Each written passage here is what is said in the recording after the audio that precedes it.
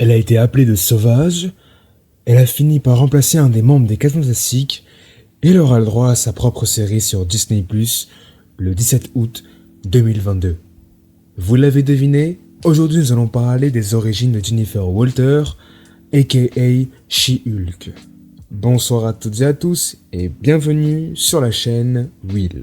J'espère que cette vidéo va te plaire. Pour cette raison, assieds-toi confortablement et c'est parti pour plus d'histoires, mais cette fois-ci avec beaucoup de rayons gamma.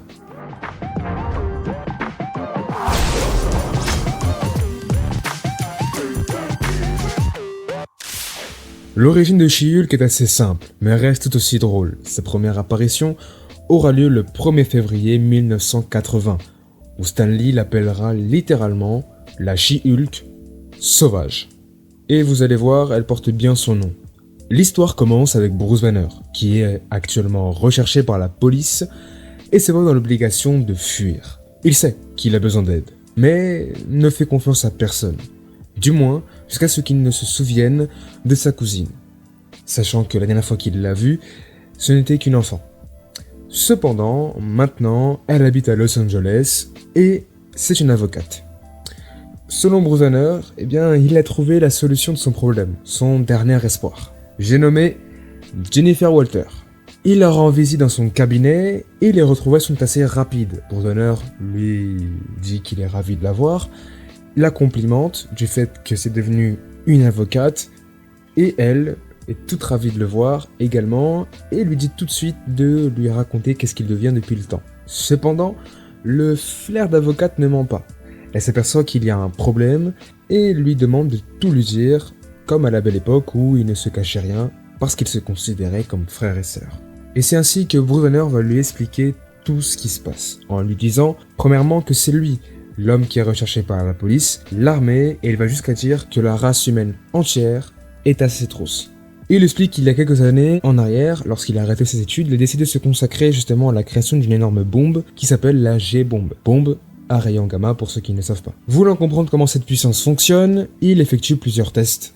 Et lors d'un de ces tests, il s'est fait trahir par son ami, Igor. Normalement, justement, Bruce Banner l'avait demandé de désactiver le compte à rebours qui était déjà mis en marche pour le lancement de la bombe. Sauf que son ami n'a pas fait ce qu'il a demandé. Au lieu de désactiver, il a simplement appuyé sur le bouton pour mettre en marche la bombe. C'est ainsi que justement Bruce Banner s'est fait exposer à une très grande quantité de rayons gamma, ce qui l'a immédiatement transformé en Hulk. C'est une dure situation pour Bruce Banner parce que il n'arrive pas à contrôler justement ce Hulk-là et il se voit complètement perdu puisqu'il ne sait pas comment résoudre son problème actuel. Il demande directement pardon de lui avoir gêné, de l'avoir dit ces choses-là et qu'il ne veut pas la déranger avec cette histoire. Mais elle lui dit de se calmer et l'invite même à rentrer chez elle, où justement ils seront plus tranquilles.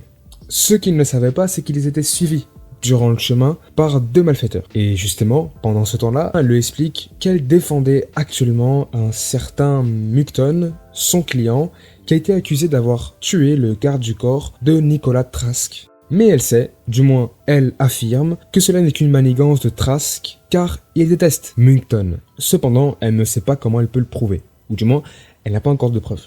Et Bruce, en entendant cela, la met en garde, car il lui dit que si justement c'est vrai ce qu'elle dit là, que Trask a tout manigancé, il fera de tout également pour pouvoir empêcher justement Jennifer de prouver qu'il a menti. Et c'est à ce moment précis où ils arrivent justement devant la maison de Jennifer, elle sort de sa voiture et un des malfrats qui les suivait sort de la voiture également et tire. Voilà, le mal est fait. Jennifer est touchée par balle. Pour la protéger rapidement, il prend un tuyau d'arrosage et jette de l'eau sous pression sur le porteur d'armes, qui reste justement étourdi et tombe par terre. De suite, il la prend dans ses bras et la ramène chez elle. Et ayant fait trop de bruit, les 2 malfaiteurs sont obligés de partir, car ils ne veulent pas éviter de soupçons. Du coup, ils partent.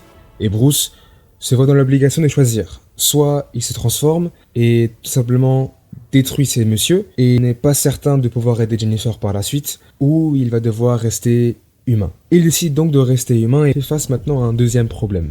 C'est Jennifer. Elle perd beaucoup trop de sang. Il n'a pas 50 000 solutions dans ce genre de situation-là, il doit faire une transfusion de sang. Cependant, il n'a pas d'équipement adéquat ou qualifié pour ce genre de manipulation. Étant docteur, il va justement chercher une clinique proche des environs. Il en trouve une, cependant, Personne ne répond lorsqu'il toque à la porte. Il est obligé d'entrer par effraction.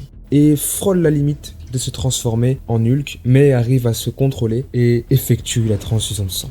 Jennifer se réveille, Bruce se sent rassuré, il appelle l'enfant la police. Quelques minutes plus tard, l'ambulance et la police arrivent. L'ambulance prend Jennifer et la ramène à l'hôpital. La police, quant à eux, reste sur place et pose quelques questions à Bruce. Mais n'ayant pas de pièce d'identité ni de carte bancaire, il devient un potentiel suspect pour la police. Ne voulant pas se faire griller, eh bien, il se transforme immédiatement en Hulk et s'enfuit. Le lendemain, Bruce a des nouvelles de sa cousine. Le médecin indique qu'elle va se récupérer, donc Banner, lui, à nouveau, cette fois-ci, il est soulagé et peut maintenant partir l'esprit tranquille.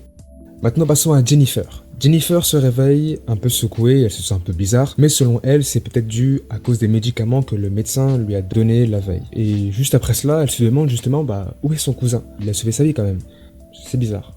Sauf qu'elle cogite un peu et se rend compte qu'en vérité, non, c'est tout à fait normal. C'est que, en fait, Bruce Banner, il est assez Hulk. Et si les gens découvrent qu'il est Hulk, ça va causer de gros problèmes. Donc, elle décide de laisser Bruce de côté et se concentrer sur l'affaire qui est en cours, parce qu'elle doit trouver impérativement une manière de prouver que Trask a menti. Et ce qui est drôle, c'est que à ce moment-là, en fait, elle dit justement, dans sa tête, elle pense, et elle se dit que si seulement j'étais plus forte et que je pouvais me défendre. Au même instant où elle pense justement à cela, eh bien, 3 individus très étranges débarquent dans la chambre où elle se trouve. Bien évidemment, ce ne sont pas des médecins, et justement l'attaque. 2 de ces 3 malfrats attrapent Jen pour qu'elle ne puisse pas essayer de s'enfuir, pour l'empêcher de bouger, et un des 3 va justement essayer de la faire inhaler un produit pour qu'elle puisse s'évanouir certainement. Sauf que malheur à eux, en une fraction de seconde, en fait ils se retrouvent projetés contre le mur. Ils n'ont rien vu venir. Qu'est-ce qui s'est passé ?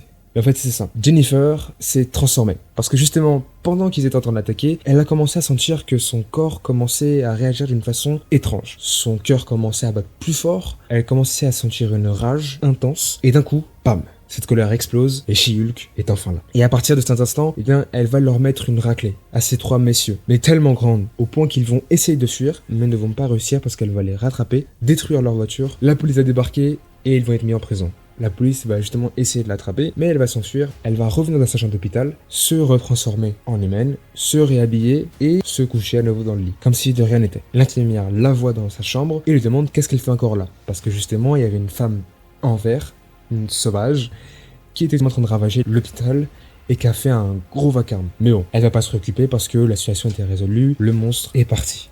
Sauf que je dirais pas ça si j'étais cette infirmière. Parce que si elle savait qui c'était, ou avec qui elle parlait, eh bien elle ne dirait pas que c'est fini, mais plutôt que ça vient de commencer. Parce que Jennifer comprend très rapidement qu'elle détient ses pouvoirs de Bruce, de la transfusion de sang, et qu'on doit utiliser ce pouvoir, comme elle a dit plus tôt, pour accomplir ce que Jennifer Walter ne peut pas faire. Et voilà, c'est l'origine de She-Hulk dans les comics. Bien évidemment, son histoire ne se termine pas ici, elle continue dans le temps, toujours aussi sauvage, et dans tous les sens, vous avez compris le principe. Mais je ne vais pas vous spoiler le reste de l'histoire, je vous laisse regarder et chercher par vous-même. Je vous mettrai ici les dates et titres en gros de l'histoire dans la description. Et ce qui est cool dans cette histoire, c'est que nous n'avons pas qu'une seule, mais 2 origin story. Celle de Hulk, premièrement, mais également celle de She-Hulk. Et ça, c'est intéressant. Et bien, je pense que c'est la fin de cette vidéo. J'espère que cette histoire vous aura plu. Si c'est le cas, n'oubliez pas de mettre le j'aime, de commenter les prochaines histoires que vous souhaitez que je ramène ici. Et si tu ne veux pas rater les prochaines histoires, abonne-toi et active la cloche de notification bien sûr pour ne rien rater. C'était Will et on se voit dans une prochaine histoire.